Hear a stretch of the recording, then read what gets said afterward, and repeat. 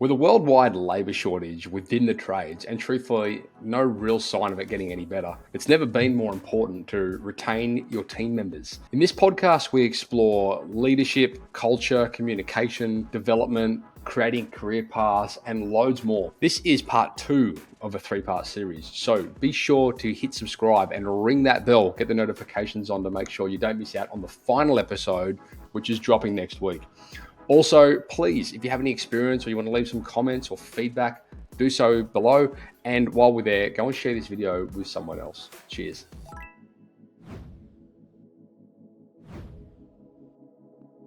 Hello there, listeners and viewers. Matt from the Sideshow Podcast here. Thank you once again for sharing your earbuds with me. I'm joined today for the second episode of the How to Recruit, Retain and Manage a Productive Team series, which I'm conducting here with my buddy Rob Kropp from Pravar Group. Rob, welcome back. Thank you for having me, mate. Looking forward to today's topic.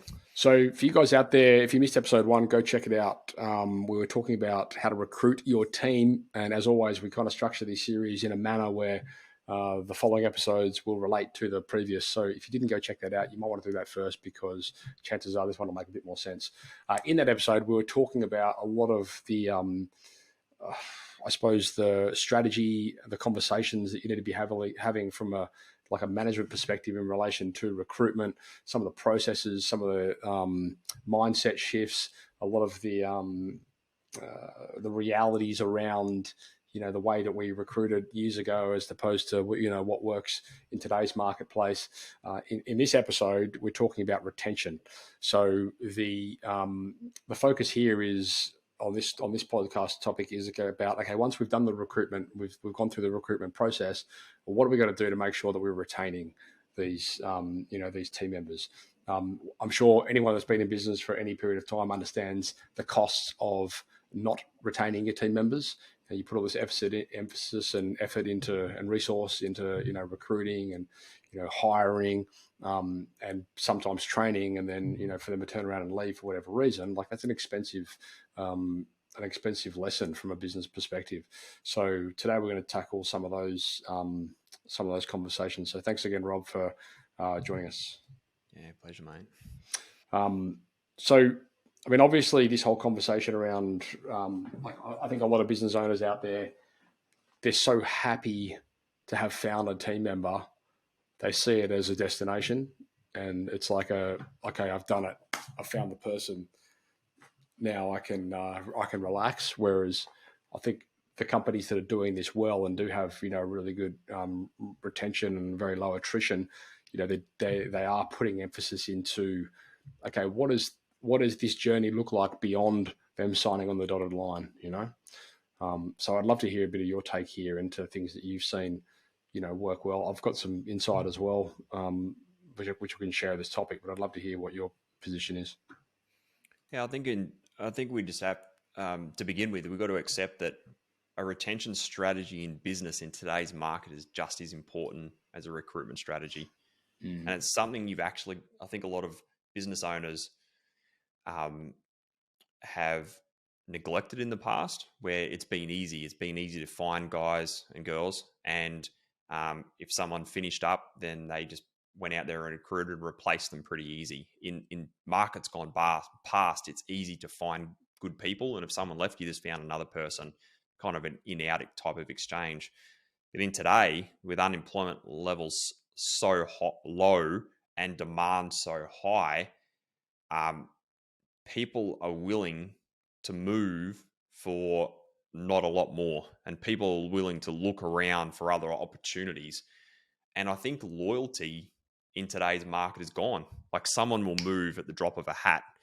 And so I think retention has to be an actual strategy, which a lot of business owners need to start putting a lot more thought into, because you're right, finding good people are hard, and keeping good people is even harder. I think one of the biggest things that we have to remember, that retention is often a reflection of leadership and culture within an organization. Massively. Yeah. And I think that people, sure, there's always a money factor. No doubt that with cost of living, everything going up, Are there people out there who will always chase the dollar? Absolutely. And you can never stop people going to trying to get ahead in their own personal finances to be able to go and make more money and keep ahead of the game and do that kind of stuff. So you'll never stop people trying and wanting to make more money. But money's only really one side of the equation. And a lot of it comes down to the environment that your team are working in, the culture within that organization. Are they happy? Do they feel fulfilled? Do they love where they work? Do they enjoy the type of work that they're doing? And do they love their boss that they're working for? And that's a big one. And so I think retention in this conversation is more around, we could almost cross out the word retention and start talking about leadership and culture, because really in the end of the day, that's what retention's all about, isn't it? Yep, and it's like very close to home for me at the moment. Like I know within my business that like that's been something that like I know now that I have to get over there and focus a lot in that because of these reasons. Like we had someone leave only last week, and we didn't really get the full story. But like on reflection, looking back at it, I'm without question this is a leadership issue. Like there was something I didn't do my job there in supporting that person well enough, without question. And like you're completely right. The other thing as well, I would say retention is if you have a good model around it, it's also a really great recruitment tool. Mm. Because if people can see like how you invest in the team um, beyond them signing on the dotted line, like that's very different to most companies. Like most companies won't do that. You know, we had a client who had they would have their these people come out and they would teach them about how to invest like money in a property and things like that for their team members, right? They'd pay these people to come out and they'd help them, and they'd set up these accounts and these funds, and they would actually put this initiative into play. Like it's a very different conversation to someone that's just standing there offering them a job, you know, like. And this whole the Al Levy, you know, told me this years ago. Like the difference between somebody jumping ship to go work for a competitor for an extra $5 an hour is very often the like the career path that you're laying out for them, because it's not another job, it's a career path, and they're two very different things, and sometimes they get confused, but they're very different. So, you know, and this kind of ties back a little bit, I suppose, to, you know, and one of the reasons we like using org charts as well is because you can kind of visually see career path like drawn out in front of you to a lot of team members, which again is quite useful in the recruitment stage. But it's also important that, you know, your team understand, you know, that you're willing to invest in their development, you know. I think as well, and one thing, again, leadership conversation, like involving your team members in that conversation. Because the reality is sometimes when you're, you know, sitting behind the management desk and, you know, you're directing the business, like when you're not actually in the trenches and you're not physically seeing the pain points that people are actually going through, you're not involving them in that conversation. It doesn't necessarily always come through as being you trying to help. It comes through as another order you're giving them or another task you're giving them, you know. So it's really important to involve people, you know, within this conversation within the team, so they've got feedback as to, you know, what the actual problems are. Yeah, correct. And I think you're absolutely right. And I think there's no doubt that money does play a part in retention, but it's not the be end all. It's not the be all and end all when it comes to retention of a great team. And I think it comes back to that quote that I love, and I can't remember who says it, but it's tying back to what you're saying, is that train them so well that they could leave, treat them so well that they don't. Yeah. And I just love that. And I'll say it again, because it just, I use it all the time with clients, is train them so well that they could leave, treat them so well that they don't. And I think there's a real fine line there, because one of the challenges is that if you train your team really well and you treat them so well, sometimes there's that they're always putting their hand out for more. That the team is always wanting more money, more pay rises, more. What's in it for me type of thing. But I think from a leadership and a culture point of view, it's your ability to train and develop and create an environment where people want to belong, so that they don't want to leave. And so when someone does tap them on the shoulder and say, hey, come and work for us, I'll give you a couple of extra dollars an hour, they don't want to move for a couple of extra dollars an hour because they're so satisfied. They've got high job satisfaction. They feel like they've got responsibility. They've got autonomy in their role. Obviously, depending on what level they are in your org chart. But if you provide these opportunities and a great culture and a great organization and a place where people feel like they belong, people won't move because they don't want to feel like they're leaving the family. And so I think that's the secret when it comes to retention, is creating such a good culture and such a good environment where people belong. They don't want to leave because they feel like home in your business. And I think that's the secret. Yeah, and you know what as well? Like I'll say, like as your business develops and grows, there's a lot of when you're putting, and this is something that I've recently experienced, like within my business. Like I mean, we're a small team. There's like 25 staff or something like that. But the as the business has grown over the years, we've got managers who've been put into positions for various departments and that kind of thing, and the obviously managers are there to what managers should essentially be there to act as kind of a conduit to you, like in truth. And what I recently found over the last couple of weeks is that what I intended there was actually being put in as a blocker. And so, we had a team member leave. She was like, because I felt like I wasn't getting heard because everything that I wanted to talk to you about was getting blocked. And I was like, huh. So I mean, of course, this is like growing pains 101 within businesses, and there's millions of different stories, that relate to this. But one thing that I would say to you guys is, as you do grow, make sure that you do have like a conduit that your team can, be heard. Make sure that their voices and their opinions can be heard, because like half of for most of these situations, you'll find you don't even know about it until it's too late.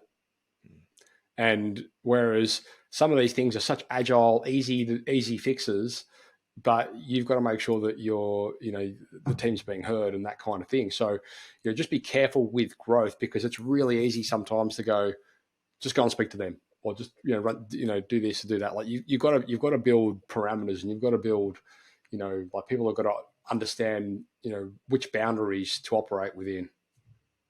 And I think you're right when it does come to growth, because when you're a smaller business, when the owner's on the tools, on site, and they're smaller, not necessarily a 1 or 2 man band, I'm talking like a team of maybe half a dozen or less. The owner is a mate side by side with the guys on site. It's very matey. But in order to grow a business, you have to make that decision where you have to transition from being a mate to becoming a manager of the guys on site. And that requires a full identity shift. It requires a shift in mindset where it's no longer I'm one of the boys on site, and you've got to transition from being a mate to a manager. So that's one of the biggest challenges as a business owner that they face. Yeah. But as the business owner grows, what often happens is, like what you're saying, is sometimes there becomes a dilution of the culture. And and that gets diluted as the business gets bigger, and especially when you start putting in that operational structure where it's admin, bookkeeping, supervisors, project managers, maintenance supervisors, construction managers, estimators. When you really start building out that operational structure, the business owner, as they remove themselves from the day-to-day and start working on their business, part of their role has to be the custodian of the culture, Yeah. and the person who leads and manages the organization. And you've got to be comfortable with managing people and leading people and developing that culture. And no matter how busy you get, you have to put effort into staying connected to your people despite the workload required of a business that's rapidly growing. And in the absence of that, that's where the wheels start falling off a business, and retention becomes an issue, because the business is rapidly growing, but the culture gets diluted because of the rapid growth that's happening. And I'll tell you the thing that I find, and the thing that we're putting so much emphasis now within our business to address these emerging issues with a growing team is straight up communication. And it's just making sure that people have a way to be heard and have a way to voice their opinions and to be part of, the decisions and be part of the directions and things like that. Because like once that starts to slip, like it's nearly, like I've said this a million times, I reckon you can solve 99% of problems through communication. Mm. And like if people, you don't want to be in this situation, which is where I was recently at, where team members didn't want to come and talk to me about something for whatever reason. So they would just bottle it up and then eventually it would explode. Whereas you want to be in a position where people, are comfortable to come to you and they're not going to feel like they're going to be, patronized or, interrogated or whatever it is. So like, again, that's a culture issue, I suppose. But like from a leadership point of view, you guys have got to be willing to, accept that, everything essentially rises and falls on leadership. And, if team members are going to stick around, it's largely going to be because of, culture, and it's going to be because of, the culture that you've created, and the culture that exists within the company. Correct. And it's, if you think about, I hear it all the time across our client base. It's like, oh, the apprentice who used to work with me, my first apprentice, he turned out to be my best tradesman and he's here around the longest. And it's like, well, of course, because they work side by side with you for all that time. Yeah. But the secret is, how do you replicate that when you build structure? So how do we replicate that as the owner starts to remove themselves from the day-to-day operations and chocks in structure? How do we replicate that so we create this environment where people want to belong? Yeah. And when we're talking about culture, I like to define culture as people like us do this around here. So culture is people like us do this around here. And culture has to be defined and lived and breathed within your organization. And throwing on a barbecue once a month, that's not a great retention strategy. Like a lot of trades and business owners go, oh, that's all right. I flog my guys to death every week, but hey, we throw a barbecue on it and put beers on once a month. Like that's not a retention strategy. And so when I think about retention strategies, let's use an example of a plumbing business we're dealing with in North Shore of Sydney, for example. What are those guys all about? Is lifestyle. They're all about lifestyle. They love surfing. They love the outdoors, they love their sports, and they love their families. So what do? Is they don't ask their guys to do overtime. They give their guys RDOs. They make sure they start and stop their days at certain times so that their teams can go surfing and go camping and spend long weekends with their families and all those types of things. So the culture within this organization is lifestyle is important to the owners. So they're creating an environment where lifestyles then trickle down into their team. And so naturally they're retaining good team members because they're attracting good team members because they want to be part of that lifestyle. So they won't attract someone who wants to do overtime because that's not about what the business is all about. But they're also retaining these people within their business because of the environment and the culture that they've created. So that style may not work across the board with all the listeners, but I think what's important is the listeners to this podcast have to think, well, what environment do I want to create? And what culture do we want to be able to have in our organization? And who do I need to be as a leader that attracts and retains really good people who don't want to leave despite how many offers they get outside there in the marketplace? And when you can crack that, that's when you know that you've mastered the game when it comes to retention. Yeah, and the other thing as well, like the tricky thing that you've got to, I suppose, navigate with this whole, concept, if you want to call it that, is something that we've experienced in the past. Where, I mean, even like the barbecue thing, right? So like I've got staff, clients of ours are like, oh, I just don't understand, like. Every morning we buy the team breakfast and we do all this stuff, and they still won't, step it up. Or every Friday I go and buy the beers, and and I'm like, it's because like they begin to expect things, right? And they develop this sort of entitlement Or this is you did it last week. Surely you're going to do it every week. Like it's a really tough. I don't know what your opinion is on that and how you can mitigate some of those obstacles, but I know that's a reality for a lot of people out there. They're like they just now expect these things, and I look like a dickhead if I don't do it. Yeah, it definitely becomes an expectation, and it becomes a new norm within the business. But I think when it comes to pay, do you have to pay your team market rates and to keep them satisfied? Absolutely. But don't get caught in that trap of paying overs. When it comes to putting on good entitlements, give the team good entitlements, but be careful of how far you push those entitlements, because otherwise the team members' hands will always be out. So I think in this retention conversation, there's definitely a real balancing act, because if you give too much, then they'll just keep take, expect more and more and more. Yeah. But I think there's a line that business owners have to get to where they've got to focus on retention and culture and environment, and give enough where they create an environment where their team are super happy in not only the work that they're doing, but wanting to come and work for the business and proud to wear that business's name on their chest. That's the most important thing. But there's definitely a line where you don't want to go too far. Otherwise, the employees will have their hand out constantly chasing more and more and more.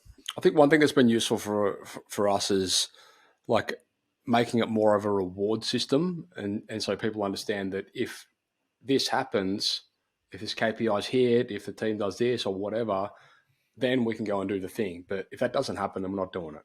Because like we have these scenarios where we'd have like team meetups, and we'd have one locally, and we'd have one in the Philippines, and we'd have one in Pakistan, and we'd have everybody get together, and we got to the point where every month people were expecting it, and then all of a sudden we said, oh, people are starting to, oh, I'm just going to bring my wife along. Oh, actually, no, I'm just going to get ordered twice and get takeaways and take it home to my family. And I'm just like, what the heck? Like, you give them an inch, they take a mile, kind of thing. So, you've got to be on top of these things, and you've got to make sure it's doing it in a way which is helping them like not develop this sort of entitlement around like the retention strategy, or the culture building exercise, or whatever it might be, right?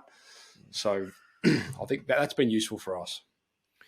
I think the other thing is having a strategy in place to be able to continually be developing your team members and giving them a path, a career path, a path to be able to continue to evolve in what they want to do. Now, do all people want to evolve and grow? Absolutely not. Some people just want to come in, do their job, and go home. We've got to accept that that's the case.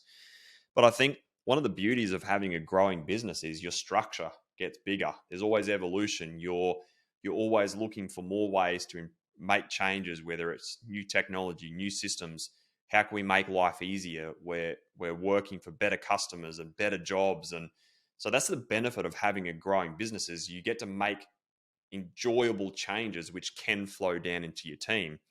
The other benefit is as a team grows, there's career paths for your team members. And I think if an owner can always be looking for ways to develop their team, train them, help them feel like they're evolving, not making promises, but giving them the opportunity to grow into more responsibilities and leading hand roles, site foreman roles, site supervisor roles, off the tools supervisors or estimating roles, or whatever it is. If those paths are available to employees, I think that goes a long way to be able to retain good people as well. Now, the flip side is never promise something that's never going to happen, because I see that all the time when I ask the question, well, what got you into business? It's like, oh, my boss promised me this. It never eventuated, so I left and started my own gig.